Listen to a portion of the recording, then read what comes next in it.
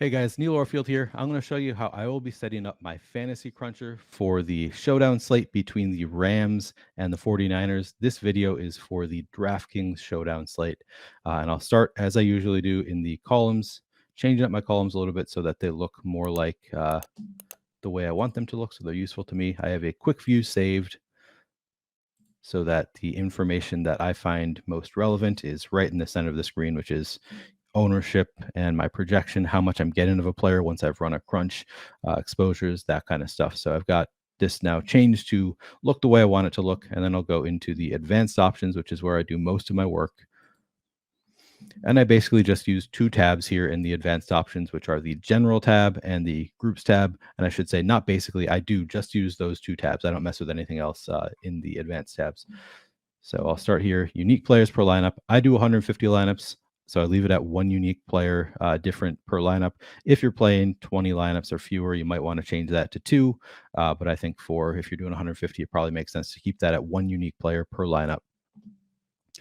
Next, the team salary. I don't put anything in the minimum salary because, generally Fantasy Cruncher is going to give you the top projected plays and it's going to use the max salary or close to it if you don't do anything here.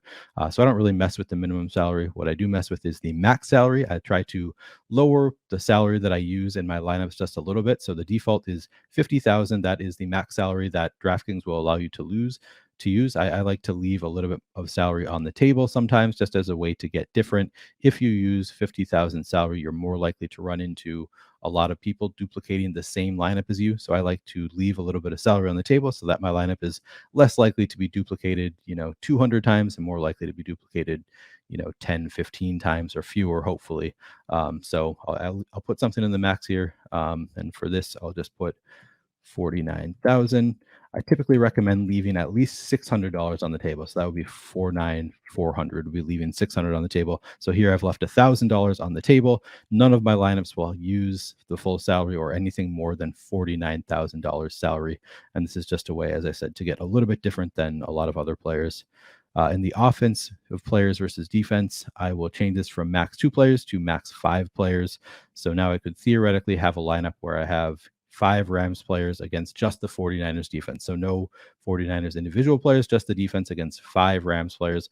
A lot of people won't do this because, if the Rams are doing really well, if you're using those 5 Rams players, most likely the 49ers defense is getting scored on a lot. But because a lot of people won't do this, it's a way to get unique. And also the 49ers defense can give up a lot of points and still score a lot of fantasy points if they can, have a couple of sacks, make some turnovers, maybe a pick six. The 49ers defense can still put up a good number of points while giving up a lot of points to the Rams. And this is also a game script where maybe the 49ers offense is not doing that much. So maybe the 49ers defense doesn't even need to put up that many points in a game if the 49ers offense doesn't do much.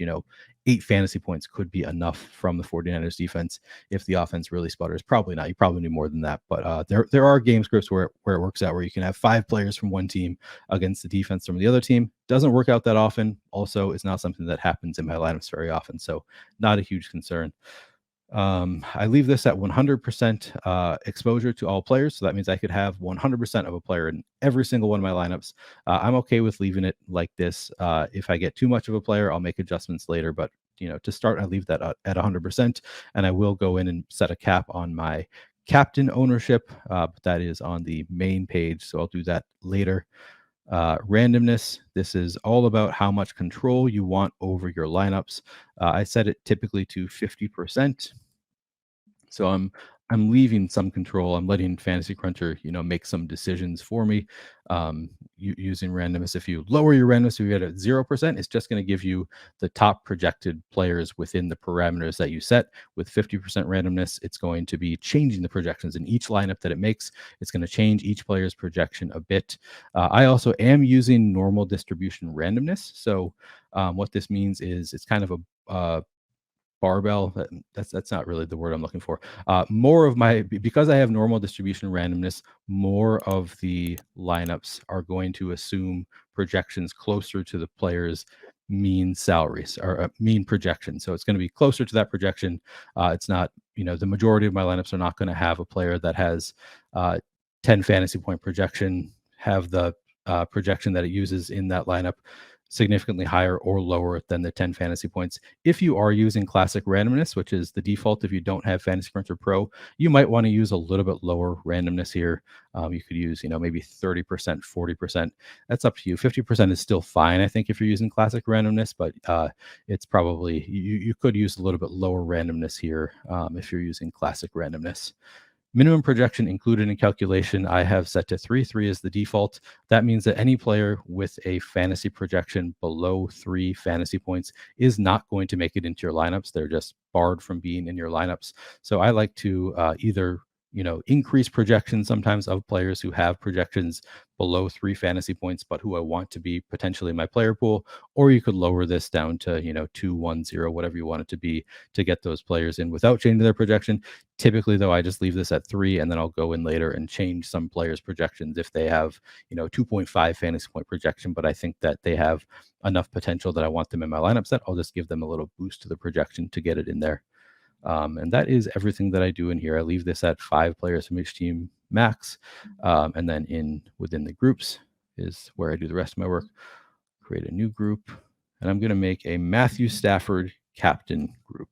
Hey guys, if you're a new Stokastic Plus Platinum or NFL user and want to give our NFL DFS tools a test run before purchasing, we have a great offer for you. Get access to all of our NFL DFS tools 100% free for 3 days. This includes full access to all the premium content and tools for NFL DFS that we have to offer on Stokastic.com, including new tools such as our lineup generator and player compare, as well as player projections, ownership projections, top stacks, our boom bust tool, and so much more. Click the link in the description of this video below to join to activate your 3-day free trial now.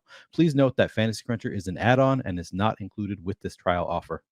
So this first group is just for lineups that have Matthew Stafford in the captain spot. So I'm going to make him the key player, Matthew Stafford captain, as my key player. And then I'm going to add Rams receivers to the secondary group here. So this is the players that interact with Matthew Stafford in the captain spot. Start adding Allen Robinson, Cooper Kupp, Brandon Powell.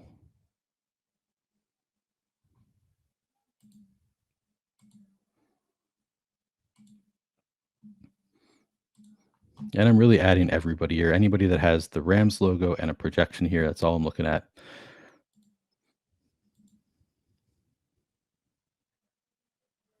You could debate whether you want to add running backs to this group. Sometimes I do, sometimes I don't. I'm going to today. Okay. Now for this group, the decision you're making is, do I want to require that these players be in lineups with Matthew Stafford captain? So the default is if any key player use, so Matthew Stafford in the captain is the key player. If you have Matthew Stafford in the captain spot, then use, and the default is at least one player from this group. Now, the decisions you can make here are, do I want to increase this to at least 2 players? Do I want to say, I'm not going to require a player. I'm only going to apply plus minus adjustments. So now that I have this set, it's not actually doing anything because I haven't made any plus minus adjustments. So this group is useless right now. The only interaction here with this checked would be if I do change these numbers so that players get a boost if they're in lineups with Stafford captain. With this group, I'm going to uncheck this box. And I think I'm leaning towards actually saying at least 2 players from this group if I have Stafford in the captain spot. Your concern here with having 2 players is, maybe Stafford could get there if he throws it to a player who is not in the DraftKings player pool. Sometimes things get weird with offensive linemen scoring a touchdown, or, there are different ways that he could throw it to players that are not from this player pool, or Matthew Stafford runs it in for a touchdown. Those are ways for him to score points without involving receivers and for him to potentially be the captain without one of his receivers outscoring him. But Matthew Stafford is not much of a rusher. So I think with Stafford, I'm going to put this at 2 players. And here I think I'm a little bit more likely to duplicate other lineups when I have this set at 2, because more people are going to have that mindset of, if Stafford is in the captain spot, I'm going to want multiple receivers with him. But I think it also makes it more likely for this lineup to be the optimal, just because I've said this before, every passing play, the receiver scores more fantasy points than the quarterback.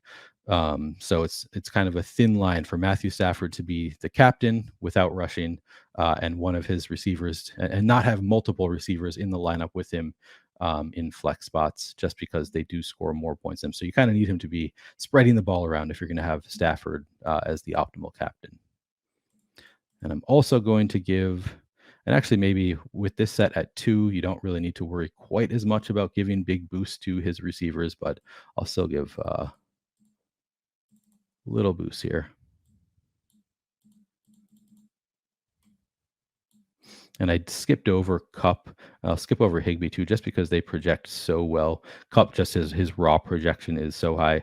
And then Higbee also, his point per dollar projection is so high that I don't think I really need to give them boosts. They're going to be kind of the default anyway. And I'll probably skip over these running backs. I want to include them as potential pass catchers for this 2-player group setting, but I'm not going to really give them boosts. All right, and then the next group I will make is Jimmy G captain. Going to set him as my key player. And then once again, it's kind of the same thing. I'm going to go up here, just add every 49ers pass catcher into the secondary group.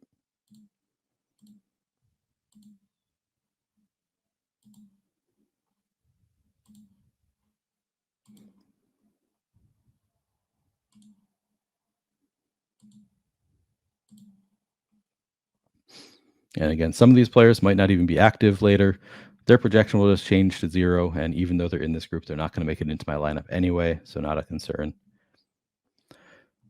Jimmy G is not much of a rusher. He did have 3 rushing touchdowns last year. So I think he's a little bit more likely than Stafford is to make it into the optimal without bringing multiple receivers along, with just having 1 in there. But he's still fairly unlikely. He still is more likely going to get to be the optimal captain by spreading the ball around so his receivers are scoring points but not outscoring him. So I think you could once again change this to at least 2 players from this group. You could consider leaving that at 1 and hope that Jimmy scores 1 on the ground. But I think the more likely scenario is if Jimmy Garoppolo is the optimal captain, he's bringing 2 players along with him.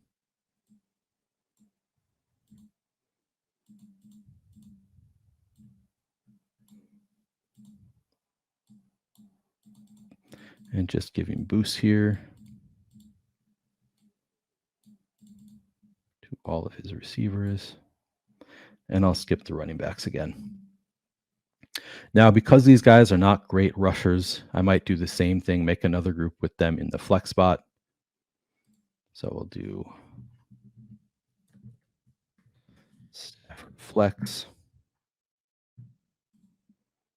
And I'll go find Stafford. So now I'm not finding Stafford in the captain spot. I'm finding him. He's listed as a QB. It's really just flex in Showdown.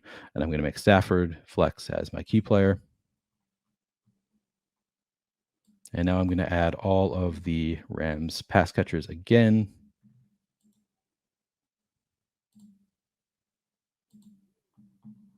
Into that secondary group.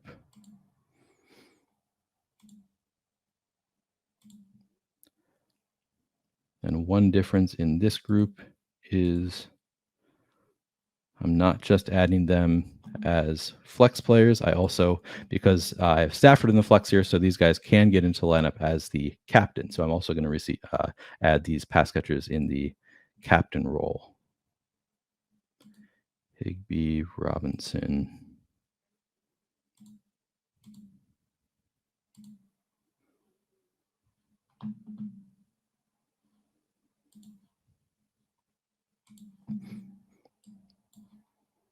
Hopefully not missing anybody, just doing this kind of quick. If I am missing somebody, I'll probably catch it later on when I look at my lineups a little bit closer. Okay, good enough.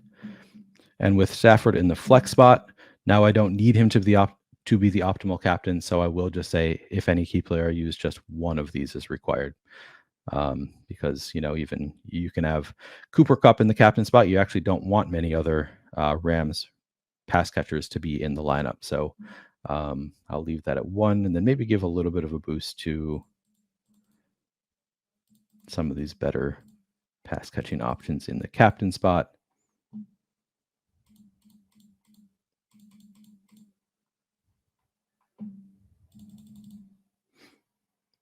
just skipping over the running backs basically. All right, I think that's a good group there, and then I'll do the same thing with Jimmy G.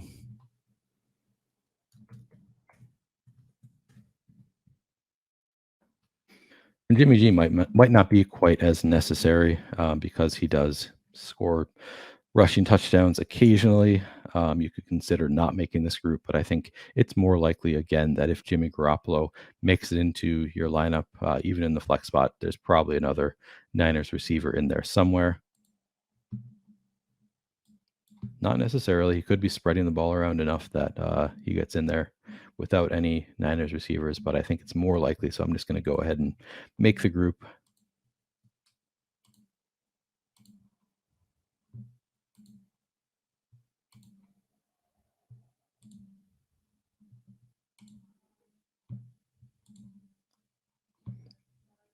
And again, I was trying to find that balance between what's most likely to happen and how I'm making lineups that are going to be different from other people, not duplicated a ton.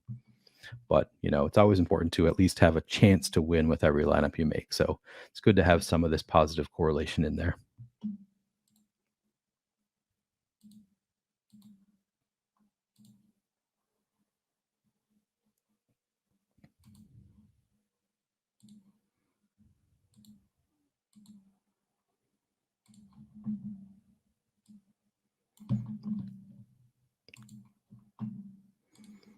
All right, good to go there. And again, I'll give a little boost to some of the receivers and tight ends.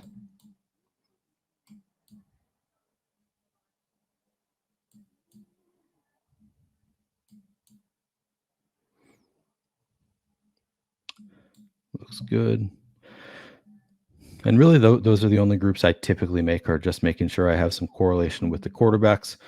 The running backs, you can have, you could make a group that correlates, running backs with the defenses. There are little correlations there, but they're a little bit less necessary.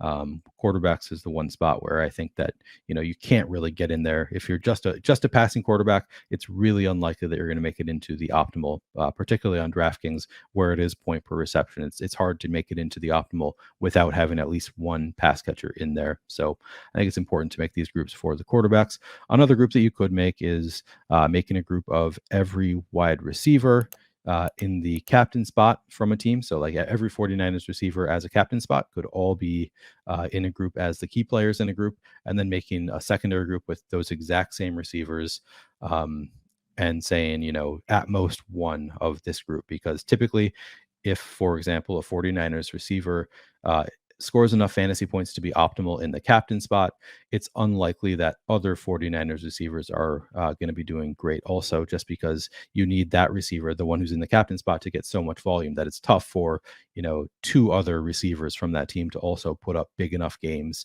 to be in the optimal. It can happen, especially because, salaries change. So sometimes being in the optimal at, $200, you might only need 5 fantasy points, and that doesn't take a lot of volume away from the other receivers. So it's not a necessary group, and I don't typically make that group, but that's the kind of group you could consider making, or at least giving, some negative boost to the other receivers from a team. If you have a receiver in the captain spot, that's a group that you could consider making, but I'm not going to make that one.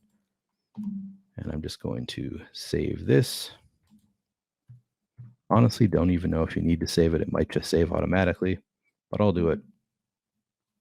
And I'll go down here, change this to use my projections. 150. Oh, and I did not set a cap, so I'm going to go in here. I'm going to click on the captain tab up here. And currently I could have 100% of one captain.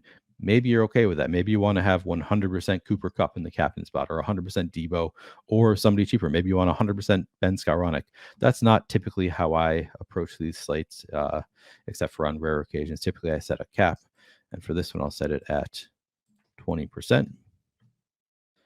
So I could theoretically have just 5 different players in the captain spot, and I would be okay with that. Sometimes I set it a little bit lower. Sometimes I'll, Lamar Jackson slates, maybe I'll allow it to be 100% Lamar in the captain. Probably not, but it has happened before where I let certain players be in my captain spot a good amount of the time. Here, I'm going to set it at a 20% cap, and I'm just going to run 150, see what comes out.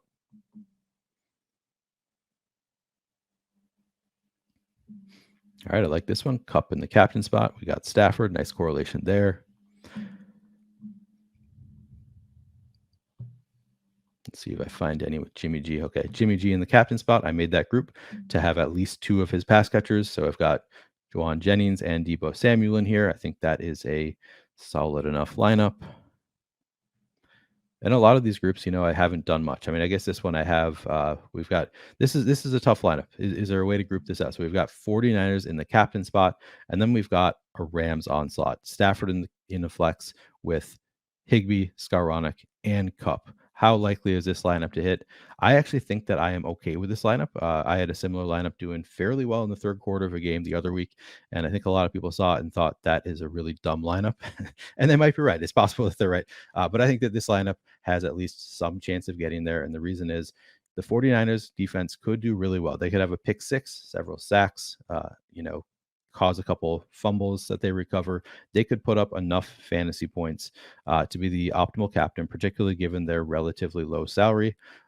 Just scoring fantasy points by creating turnovers, having sacks, that kind of way, they can put up a lot of fantasy points for their salary relative to their salary, while still having Stafford, Cup, Higbee, Skowronek having good games. I think that it is within the range of outcomes, particularly in a relatively low scoring game. These guys don't have to put up huge fantasy points to be in the optimal lineup in a game that ends up 14-10. Though you don't need a ton of scoring from your players. So the 49ers defense could theoretically not give up a ton of scoring, so they're not losing a lot of points that way. They're gaining points by causing turnovers, that kind of stuff, and these guys still do well enough. So I think that it's a little bit more likely than people give it credit for to have these onslaughts of the defense versus the opposing offense. It's definitely negatively correlated. So you could group this out and say and change out the way you do things, like, I set it to, I can have up to 5 players against the defense max. You could have that lower, but I like to leave it at 5 and allow for this type of lineup because it's certainly going to be relatively unique. A lot of people are going to see this lineup and not want to play it. Maybe I'm overestimating how likely it is for a lineup like this to hit. That's something that you need to think about for yourself, but I'm okay with that. All right, so I looked at some of my lineups, and then the next step I do is I go through and I look through each tab at individual players. So I'm in the quarterback tab here. I'm getting 42% Stafford, 25% Garoppolo. Seems low, but I'm not that concerned about that just yet because I'm going to be making several changes most likely. I like to sort by salary here just to kind of see players' projections relative to their salary. I am not getting many running backs at all here. That might be because of my groups, because I'm requiring 2 pass catchers when I have a quarterback in the captain spot, and then I'm always requiring a pass catcher when I have the quarterback in the flex spot. But I think it's also just because these guys really do not project well. I think that's actually what it is. These guys don't project well at all relative to their salaries. So currently the only player that I'm getting from the running back position is Jeff Wilson. I would probably go through and change these. I think these guys, even though they're not going to project all that well relative to their salary, I probably want at least a little bit of these guys. Necessarily. It's kind of personal preference. You could just say these guys don't project that well. They're pretty unlikely to go off in a pretty tough matchup. So maybe you don't want to give these boosts. I'll probably spread it out a little bit. And then these guys, you can see I have Jordan Mason at 1.41, use check at 2.86. These are the defaults, and Mac at under 1 fantasy point. So these guys could not make it into my lineups just because they have projections that are below 3 fantasy points, and we have that threshold in the advanced options at 3 fantasy points. So if I want them in my lineup, I have to bring them up to at least 3 fantasy point projection. I'll give them a little bit more and see what happens. Except for Mac. I don't know how much Mac I really want. Maybe at low ownership, I would consider it. All right, wide receivers, I'm getting plenty. A lot of Cooper Kupp. That's not a surprise. He's going to project really well every slate. A lot of Deebo Samuel. Not much Brandon Ayuk. He does not project all that well for his salary. But Brandon Ayuk is a player who, he gets targeted plenty. He's run a lot of routes this year. I probably want some more Brandon Ayuk in my lineups. So I will incrementally raise his projection until I get to about how much I want of him. Allen Robinson looks okay. Skowronek looks okay. So I could not get any Brandon Powell currently because he's projected for below 3 fantasy points. I'll give him a little bit of a boost to get him into my lineup set potentially. Getting a lot of Juwan Jennings. He doesn't project all that well at 5.61 fantasy points, but relative to his salary of 2,000, he projects pretty well point per dollar. I don't know that I want to get to 47% Juwan Jennings, but I'm not going to adjust his projection at all. I'm naturally going to get a little bit less Juwan Jennings because I've given boosts to these other players. That'll his projection is now lower relative to other players, so I'll naturally get less of him because I've given them boosts. Danny Gray, I don't know if he's playing. He's doubtful, so I'm not going to adjust his projection. Tutu Atwell, maybe I'll give him a little bit of a boost so he could potentially make it into some lineups. We'll have to see who's active. All right. Tight end, same thing, making the same assessments of how much of these guys am I getting? How much of them do I want? I'm getting nearly 50% Tyler Higbee right now. He's just been getting so much volume this year. He's had such great opportunity that at 5,200, that's just kind of a misprice. So that's why I'm getting so much of him. I'll probably get a little bit less just because I've given other players boosts. So I'm not even going to be concerned about it just yet.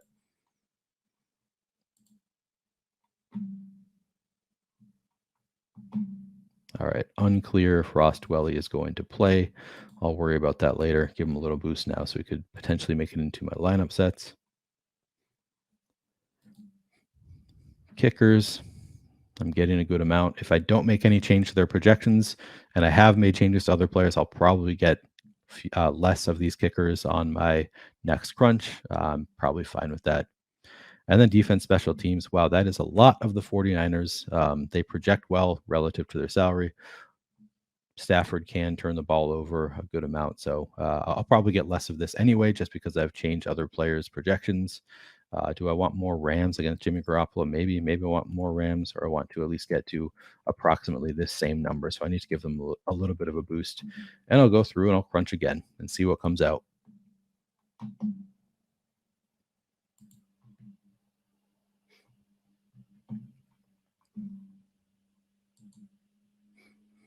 All right, so starting DST, I'm getting 10% Rams, 42% Niners still, so still a good amount.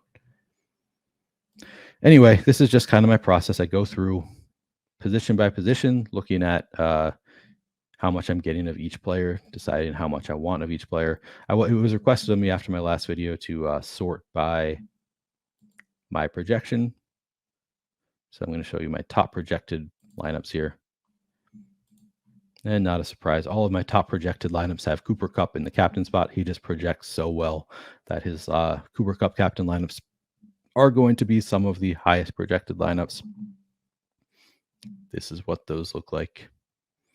Anyway, that is my general process. I'll go through, and I sometimes will crunch this out 15, 20 times. I've done as many as like 40 crunches on a given slate when I can't get things quite right to the amounts that I want of different players and lineups that look the way I want them to. But this is what I'm getting right now, and I'll go back and I'll adjust and I'll keep changing these projections to get more. I'm still getting 0 of Brandon Powell, 0 of Ray McLeod. I'll have to decide later if I'm okay with 0% of them. I'll probably try to get some of those guys just because they have such low ownership and relative to their salaries, they wouldn't have to do all that much to pay off those price tags. So I might try to get a little bit more of these guys, which would require a little bit of a boost to the projection. But that's something that I'll do incrementally, and I'll crunch several times until I get to about the exposures that I want to get to. Hope you guys have good luck tonight with your lineups. Win some money.